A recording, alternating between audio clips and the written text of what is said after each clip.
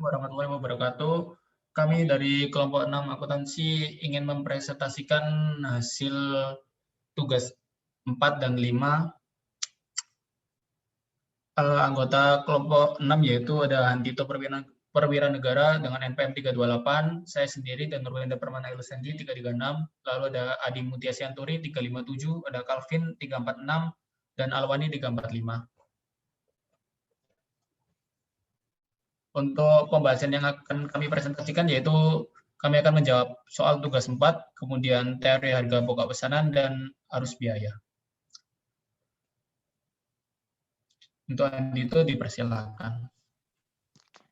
Terima kasih moderator. Soal yang akan kita bahas kali ini adalah PT Lubena berasa dalam berusaha bisnis percetakan dan proses produksinya dilaksanakan berdasarkan pesanan.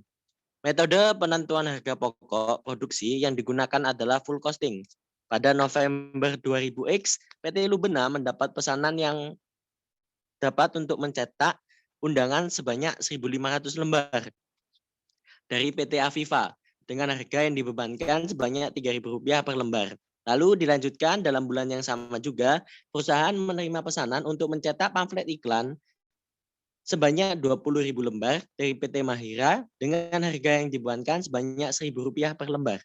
Pesanan PT Aviva diberi kode 101 dan pesanan PT Mahira diberi kode 102. Lalu pada tanggal 3 November, perusahaan membeli bahan baku dan juga bahan penolong sebagai berikut. Yaitu total untuk bahan baku 5.475, lalu persediaan bahan penolong 470.000.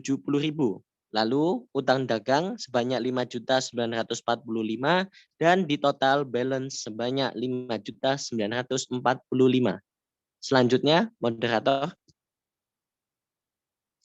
Lalu yang kedua, untuk memproses pesanan 101 dan juga 102, bahan baku yang digunakan adalah sebagai berikut. Total untuk pesanan 101 adalah Rp1.350.000. Lalu untuk total pesanan 102 adalah Rp4.125.000.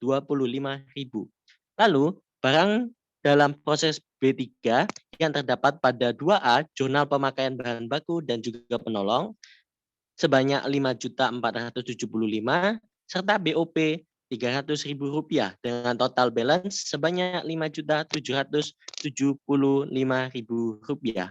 Lalu untuk yang di 2B, utang dagang tetap sebanyak Rp5.775 dan juga kas Rp5.775.000 dengan total balance pula Rp5.775.000. Selanjutnya, moderator.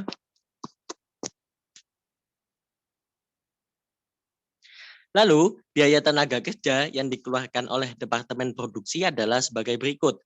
Upah langsung pesanan 101 sebanyak 900.000, upah langsung pesanan 102 5 juta, upah tidak langsung, jumlah upah, gaji karyawan di bagian administrasi dan umum, gaji karyawan bagian pemasaran atau marketing, dan juga jumlah biaya tenaga kerja.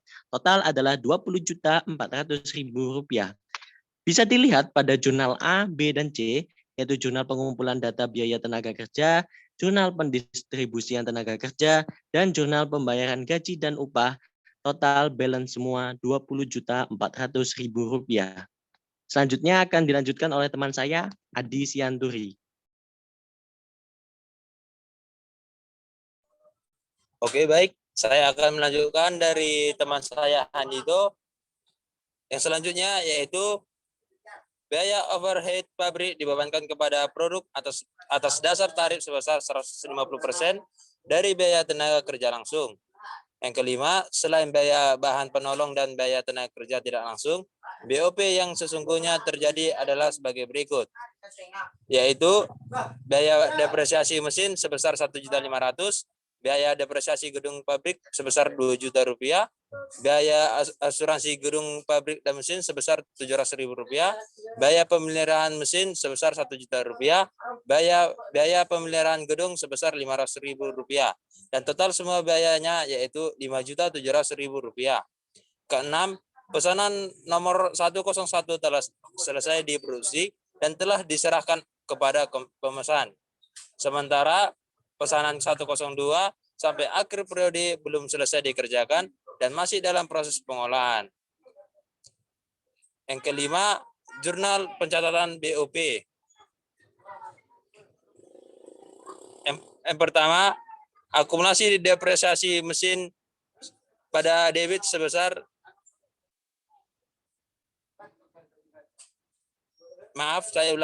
akumulasi depresiasi mesin pada kredit sebesar 1.500.000.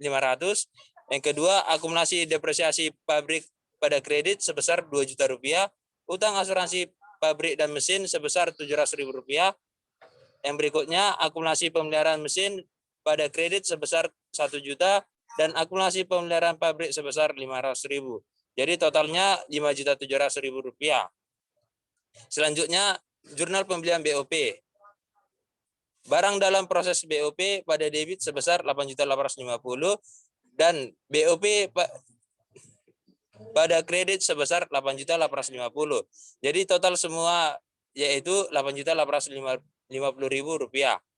Perhitungan pembenahan BOP yaitu pesanan nomor 101 sebesar 900.000 rupiah dan 150% BTKL yaitu 1.350.000 rupiah. Yang kedua, pesanan nomor 102 sebesar 5 juta rupiah dan 150% BTKL yaitu 7.500.000 rupiah. Dan total keseluruhan jumlah yaitu 8.850.000 rupiah.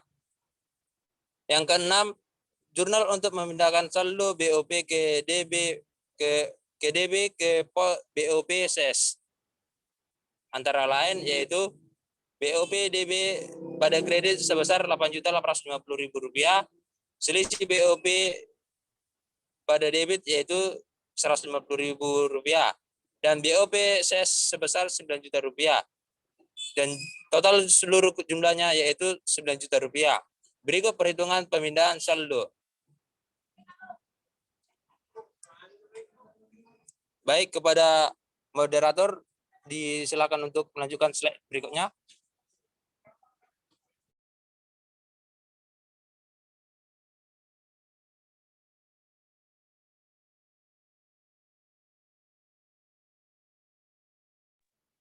Oke, baik. Yang nomor 7 yaitu jurnal untuk mencatat selisih yang terjadi antara BOP DB dan BOP SES.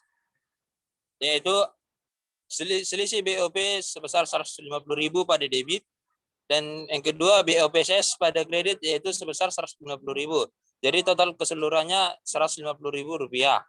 Yang ke-8, jurnal untuk mencatat produk jadi pesan atau pesanan nomor 101 antara lain yaitu persediaan barang jadi pada debit sebesar 3.600.000, barang dalam proses BBB pada kredit sebesar 1.350.000, barang dalam proses BTKL sebesar 900.000 rupiah, barang dalam proses BOP sebesar 1.350.000. Jadi total keseluruhannya yaitu 3.600.000 rupiah.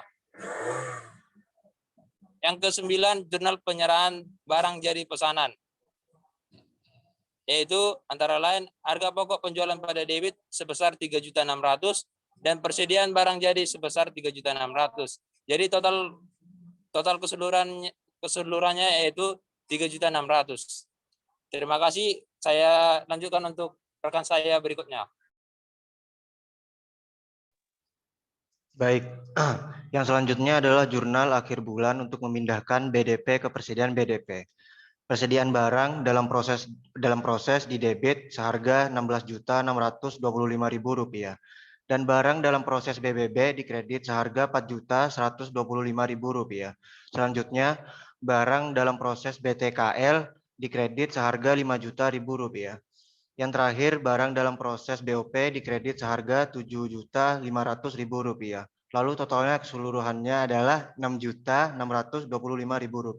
Next. Metode harga pokok pasaran. Next. Apa itu metode harga pokok pasaran? Metode harga pokok pasaran adalah suatu metode pengumpulan biaya produksi untuk menentukan harga pokok produk pada perusahaan yang menghasilkan produk atas dasar pesanan. Makasih. Selanjutnya akan dilanjutkan oleh teman saya.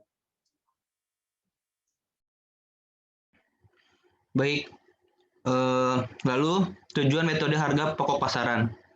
Menentukan harga pokok produksi dari setiap pesanan, baik harga pokok secara keseluruhan dari tiap-tiap pesanan maupun untuk persatuan. Dalam metode ini, biaya-biaya produksi dikumpulkan untuk pesanan tertentu, dan harga pokok produksi persatuan dihitung dengan cara membagi total biaya produksi untuk pesanan tersebut dengan jumlah satuan produk dalam pesanan yang bersangkutan. Next. Syarat penentuan harga pokok pesanan. Menurut Mulyadi, dalam buku akuntansi biaya terdapat beberapa syarat yang harus dipenuhi dalam menentukan harga pokok pesanan, yaitu yang pertama, setiap pesanan produk harus dapat dipisahkan identitasnya dengan jelas dan harus dilakukan penentuan harga pokok pesanan secara individu. Lalu yang kedua, biaya produksi dibagi menjadi dua golongan, yaitu biaya produksi langsung yang terdiri dari biaya bahan baku dan tenaga kerja, serta biaya produksi tidak langsung yang terdiri dari biaya-biaya produksi selain biaya bahan baku dan biaya tenaga kerja langsung. Lalu yang ketiga, biaya bahan baku dan biaya tenaga kerja langsung dibebankan langsung pada pesanan, sedangkan biaya produksi tidak langsung dibebankan pada pesanan tertentu atas dasar tarif yang ditentukan di muka. Lalu yang keempat, harga pokok setiap pesanan ditentukan saat selesai pengerjaan. Dan yang terakhir, harga pokok persatuan produk dihitung dengan membagi jumlah biaya produksi yang dibebankan pada pesanan tertentu dengan jumlah satuan produk dalam pesanan terkait. Lanjut. Pengumpulan biaya produksi dengan metode harga pokok pesanan. Pengumpulan biaya produksi dengan metode ini dapat dilakukan dengan beberapa cara, yaitu mencatat biaya bahan baku yang dibagi menjadi dua prosedur, lalu mencatat biaya tenaga kerja tidak langsung, dan yang terakhir mencatat biaya overhead pabrik. Dan selanjutnya akan dijelaskan oleh teman saya.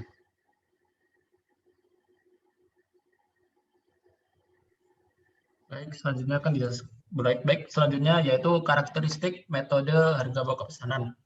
Karakteristik usaha perusahaan yang produksinya berdasarkan pesanan tersebut seperti yang dijelaskan di atas mempengaruhi pengumpulan biaya produksinya. Untuk itu, menggunakan cara sistem ekonomik order quantity. Metode pengumpulan biaya produksi dengan metode harga pokok pesanan yang digunakan dalam perusahaan yang produksinya berdasarkan pesanan memiliki karakteristik harga pokok pesanan sebagai berikut. Yang pertama yaitu perusahaan memproduksi bermacam-macam produk berdasarkan spesifikasi pemesan dan setiap jenis produk perlu dihitung harga pokok produksinya secara individual. Kemudian yang kedua yaitu ada pula kelompok dari biaya produksi yang berhubungan dengan produk, yaitu biaya produksi langsung dan tidak langsung. Kemudian yang ketiga, biaya bahan baku dan biaya tenaga kerja langsung termasuk bagian dari biaya produksi langsung. Dan biaya overhead pabrik termasuk dalam istilah biaya produksi tidak langsung atau yang lebih dikenal dengan sistem activity-based costing. Yang keempat, biaya produksi langsung diperhitungkan sebagai harga pokok produksi pesanan tertentu berdasarkan biaya yang sesungguhnya terjadi. Sedangkan biaya overhead pabrik diperhitungkan ke dalam harga pokok pesanan berdasarkan tarif yang ditentukan di muka. Kemudian yang kelima, yang terakhir, saat pesanan telah selesai diproduksi, harga pokok produksi dihitung per unit. Caranya dengan membagi jumlah biaya produksi yang dikeluarkan untuk pesanan tersebut dengan jumlah unit produk yang dihasilkan dalam pesanan yang bersangkutan.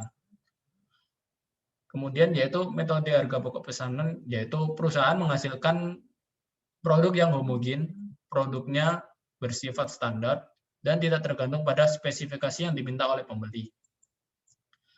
Berikut adalah contoh gambar arus biaya. Jadi, bahan baku yaitu ada yang tidak langsung dan langsung. Untuk yang langsung masuk ke BOP.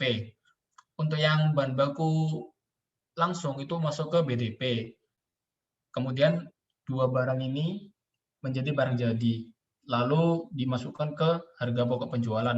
Begitu pula untuk yang tenaga kerja, ada dua yaitu langsung dan tidak langsung, dan seperti itu. Baik, sekian presentasi dari kelompok kami. Maaf apabila banyak kekurangan dan salah dalam penyampaian, atau mungkin ada suara-suara yang kurang agak yang mengganggu gitu, mohon maaf karena keterbatasan jaringan dan koneksi. Sekian dari kelompok 6. Terima kasih.